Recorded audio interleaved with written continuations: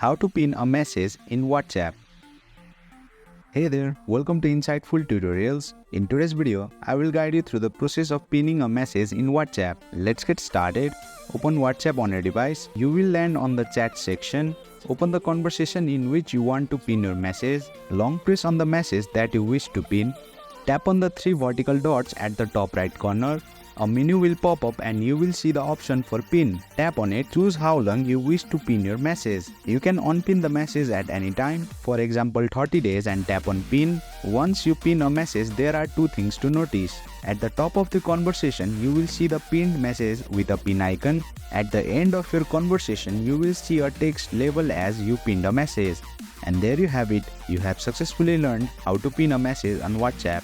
That concludes today's tutorial. If you found this video insightful, please don't forget to hit the like button and make sure to subscribe to our channel for more insightful tutorials.